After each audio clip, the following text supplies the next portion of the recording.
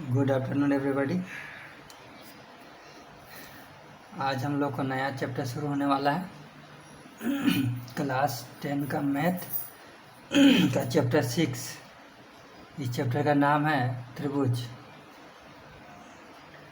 तो पिछले क्लास 9 में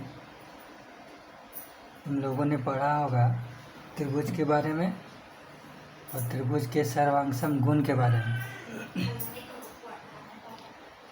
कि कब दो त्रिभुज सर्वांगसम होते हैं, उसमें क्या क्या कंडीशंस होते हैं, इसके बारे में तुम लोगों ने क्लास 9 में अध्ययन कर लिया होगा। इस एक्सरसाइज में त्रिभुज के बारे में ही पढ़ना है, लेकिन उसका एक अन्य गुण के बारे में पढ़ना है जिसका नाम है समरूप। ठीक है, समरूप क्या होता है? इसमें दो शब्द हैं। सम मतलब होता है बराबर, रूप मतलब आकार। ठीक है, इसको दिखावट भी बोल सकते हैं हम लोग। यानी बराबर दिखावट का जो रहेगा चित्र, चाहे त्रिभुज हो, चाहे चतुर्भुज हो, चाहे वृत्त हो, चाहे वर्ग हो, चाहे कुछ भी हो, अगर दिखने में बराबर है तो उनको क्या बोलेंगे? समरूप। लेकिन समरूप मानने के लिए कुछ कंडीशन होते हैं। क्या कंडीशन होते हैं? उसके लिए कुछ नियम बनाए गए हैं। सबसे पहले हम लोग समझते हैं कि समरूप होता क्या है। तो एक एग्जाम्पल ले लेते हैं। हम लोग ये वृत्त बनाए, ये वृत्त बनाए, फिर ये वृत्त बनाए। 3 तरह का वृत्त बनाए।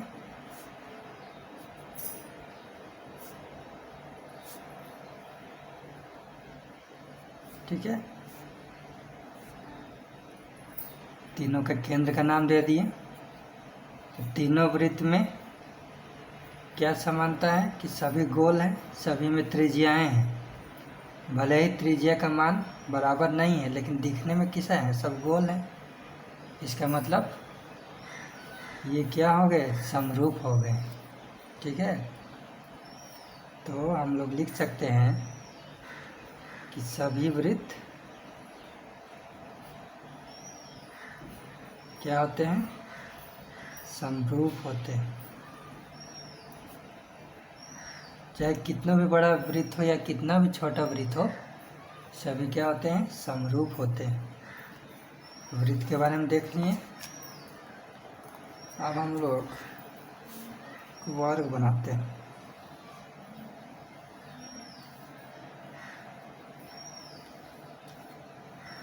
ये वर्ग बनाए, उसके बाद इससे छोटा वर्ग बनाए, उसके बाद और छोटा वर्ग बनाए। देखो, तीनों वर्ग हैं, इसका नाम देते हैं वर्ग 1, वर्ग 2, वर्ग 3। तीनों वर्ग में क्या खास बात है कि तीनों का जो दिखावट है एक जैसा है, लेकिन साइज में अंतर है, आकार में अंतर है। तो आकार में अंतर रहने पर भी इसको क्या बोलेंगे? समरूप बोलेंगे, क्योंकि दिखने में एक जैसे हैं। तो हम लोग इसको क्या पॉइंट बना सकते हैं कि सभी वर्ग समरूप होते हैं। ठीक है, तो चतुर्भुज में भी हम लोग वर्ग का एग्जाम्पल देख लिए। आयत में भी वही बात होगा, लेकिन आयत और वर्ग समरूप नहीं हो सकता। ठीक है, क्योंकि वर्ग में चारों भुजाओं का मान बराबर रहता है, लेकिन आयत में कोई दो समूह भुजा का मान ही बराबर रहता है। तो आयत और वर्ग समरूप नहीं हो सकते हैं, भले ही दोनों चतुर्भुज हैं, दोनों में 4 भुजाएं हैं, लेकिन दोनों समरूप नहीं हो सकते हैं। ठीक है, तो अगला हम लोग देखते हैं, एक समबाहु त्रिभुज बनाते हैं।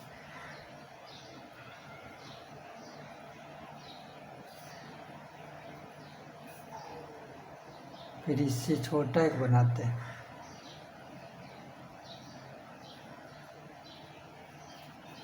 फिर इससे और छोटा बनाते हैं। तीनों क्या है? समबाहु त्रिभुज। तीनों समबाहु त्रिभुज है। इसमें भी तीनों भुजाओं का मान बराबर है, इसमें भी तीनों भुजाओं का मान बराबर है, इसमें भी तीनों भुजाओं का मान बराबर है, लेकिन आकार में अलग है, छोटा बड़ा है। ठीक है, लेकिन दिखने में तो तीनों समबाहु ही त्रिभुज है, चाहे छोटा है या बड़ा है, तीनों क्या है? समबाहु त्रिभुज। इसलिए हम लोग कह सकते हैं कि सभी समबाहु त्रिभुज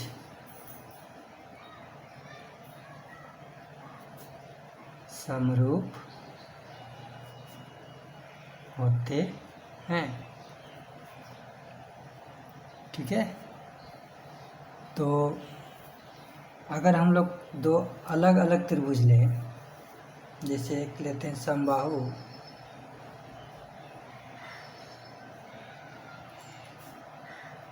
और एक लेते हैं ये समकोण त्रिभुज,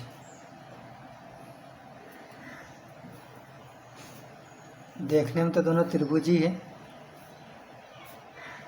दोनों त्रिभुज का नाम दे दिए, देखने में तो दोनों त्रिभुज ही जैसा दिख रहे हैं, लेकिन ये समबाहु त्रिभुज है, इसलिए इसमें तीनों भुजाएं बराबर है, लेकिन इसमें तीनों भुजाएं बराबर नहीं हैं। ठीक है, तो ये दोनों त्रिभुज तो हैं, लेकिन इनको हम लोग समरूप नहीं बोल सकते, क्योंकि जो कंडीशन इसमें है वही कंडीशन इसमें नहीं पाया जा रहा है। जब जो कंडीशन पहला चित्र में वही कंडीशन दूसरा में हो, भले आकार में छोटा बड़ा हो, लेकिन कंडीशन सेम हो, तब उनको क्या बोलेंगे? समरूप बोलेंगे, नहीं तो समरूप नहीं बोलेंगे। तो ये समरूप नहीं है। हमको लगता है समरूप समझ में आ गया होगा। ठीक है, तो समरूप को जानने के लिए इसका एक परिभाषा निकाला गया है कि समरूप तो हम लोग ऐसे ही चित्र के द्वारा तो समझ गए कि कैसे होता है, तो इसके लिए एक परिभाषा बनाया गया है जो हम लोग लिखेंगे।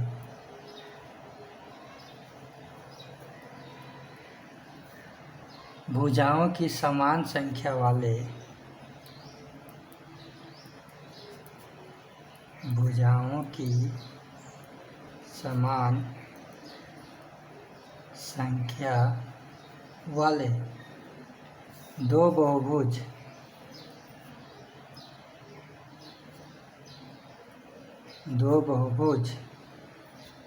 समरूप होते हैं। तो भुजाओं की समान संख्या वाले, देखो इसमें भी 3 भुजा है, इसमें भी 3 भुजा, लेकिन ये समरूप तो नहीं था, तो इसके लिए क्या कंडीशन होना चाहिए समरूप होने के लिए, उसको हम लोग जानते हैं। तो पहला कंडीशन है, यदि उनके संगत कोण बराबर हो। समरूप होने के लिए पहला कंडीशन क्या होना चाहिए? उनके संगत कोण क्या होने चाहिए? बराबर होने चाहिए। ठीक है, दूसरा कंडीशन यह है कि उनकी संगत भुजाएं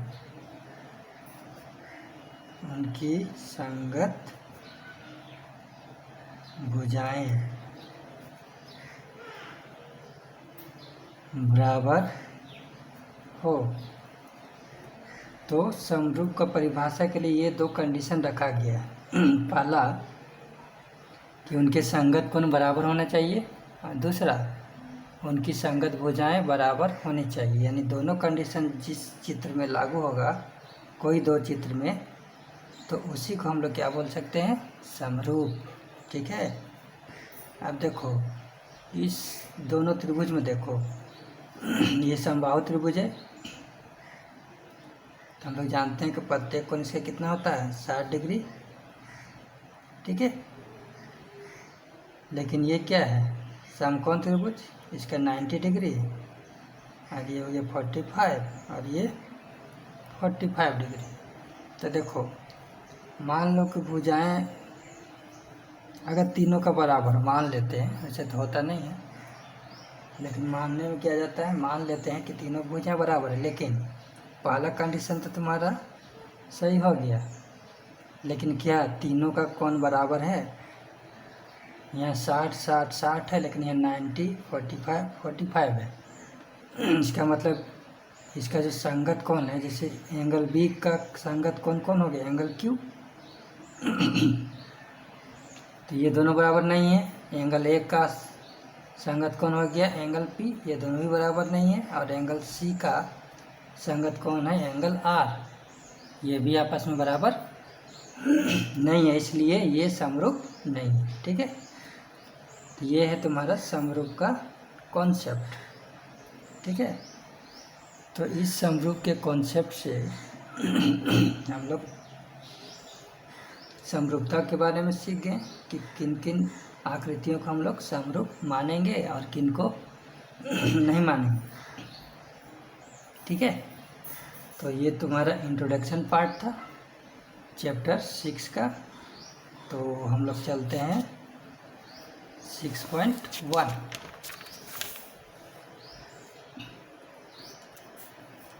एक्सरसाइज 6.1 सबका बुक निकाल लोगे और फर्स्ट क्वेश्चन देखोगे।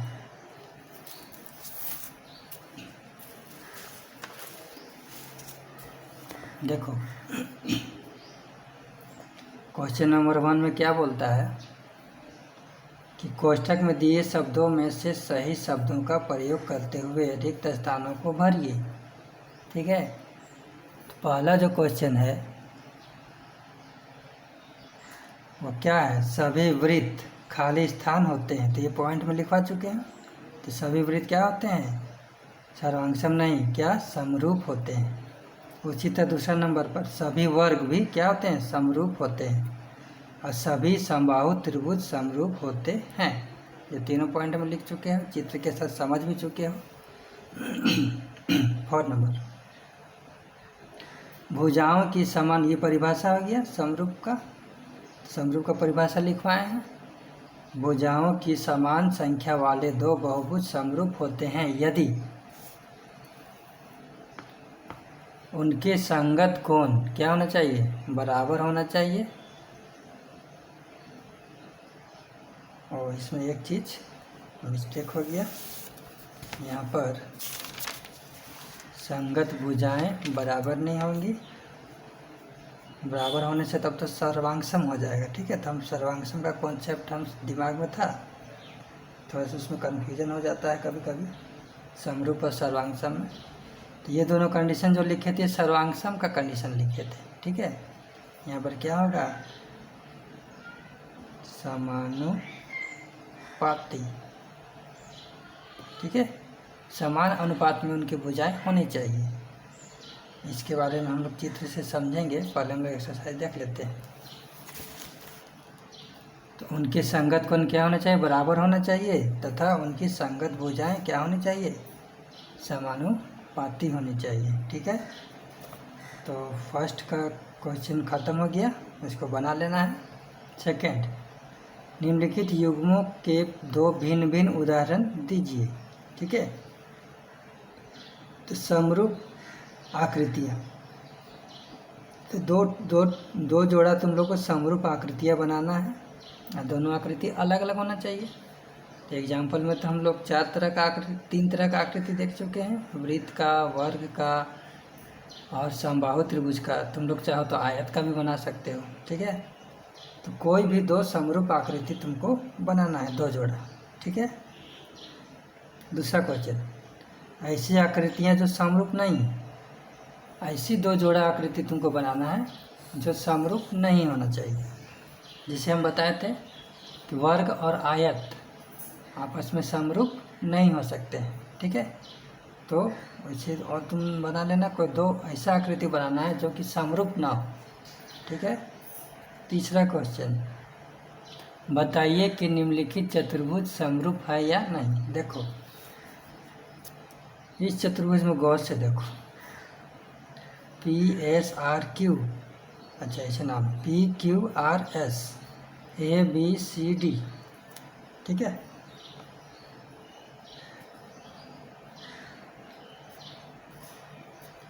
इसमें देखो 1.5 सेंटीमीटर PQ है पहली भुजा, और इसकी संगत भुजा कौन है, AB। तो देखो समान अनुपात में है, ये 1.5 है यानी 1.5 है, तो इसका 2 गुना यहाँ पर है, यानी 2 गुना यहाँ पर है, तो 1.5 दूना 3 हो गया, यानी 1.5 को 2 से गुना करोगे तो 3 हो जाएगा। उसी तरह QR देखो यहाँ भी 1.5 है, इसका 2 गुना यहाँ है, यहाँ भी समान अनुपात है, यहाँ भी 1.5 है, इसका 2 गुना 3 सेंटीमीटर यहाँ भी है। और यहाँ देखो PS भी है 1.5 है, इसका 2 गुना कितना है 3, यानी चारों भुजाएं के जो संगत भुजाएं हैं सब तो समान अनुपात में हैं, लेकिन यहाँ के एंगल, चारों के एंगल क्या है 90 डिग्री। यह एक वर्ग है, लेकिन ये एंगल का मान, चारों का मान 90 डिग्री नहीं है, ठीक है। तो एक कंडीशन तो ये संतुष्ट किया कि समान अनुपात में इसकी भुजाएं बड़ी हैं इससे, ठीक है। लेकिन कोण जो है चारों, इस चारों संगत कोण के मान के बराबर नहीं है, इसलिए इसको हम लोग क्या बोल सकते हैं कि ये आकृति समरूप नहीं है, यानी ये दोनों चतुर्भुज जो हैं वो समरूप नहीं है, ठीक है। तो हमको लगता है समझ में आ गया होगा। ये देखो एक समचतुर्भुज है, समचतुर्भुज में चारों भुजाएं बराबर होती है, लेकिन कोई जरूरी नहीं है कि इसका 90 डिग्री होना चाहिए, ठीक है। तो ये तुम्हारा हो गया समचतुर्भुज, और ये हो गया वर्ग। तो वर्ग और समचतुर्भुज कभी भी आपस में बराबर नहीं होते हैं, क्यों? क्योंकि वर्ग का जो प्रत्येक कोण का मान होता है वह 90 डिग्री होता है, और समचतुर्भुज का प्रत्येक कोण 90 डिग्री हो भी सकता है, नहीं भी हो सकता है, लेकिन यहाँ पर 90 डिग्री नहीं दिया हुआ है, तो इसके संगत कोण आपस में बराबर क्या हुए, नहीं हुए। अतः हम कह सकते हैं कि निम्नलिखित चतुर्भुज समरूप नहीं है, ठीक है। तो हमको लगता है 6.1 का सारा क्वेश्चन तुम लोग से बन जाना चाहिए, और समरूप का परिभाषा भी याद हो जाना चाहिए, और समरूप चित्र को कैसे हम लोग दिखाते हैं, कैसे समझते हैं, उसके बारे में भी हम लोग अध्ययन कर चुके हैं। तो आज के क्लास में हम लोग इतना ही तैयार रहने देते हैं, क्योंकि समरूप का सिर्फ हम लोग कॉन्सेप्ट जाने हैं। अब समरूप में और क्या क्या, कौन कौन से प्रमेय हैं, कौन कौन वैज्ञानिक और प्रमेय बनाए हैं, ठीक है, तो उसके बारे में हम लोग अगले क्लास में देखेंगे। तो आज के लिए इतना ही, मिलते हैं अगले क्लास में।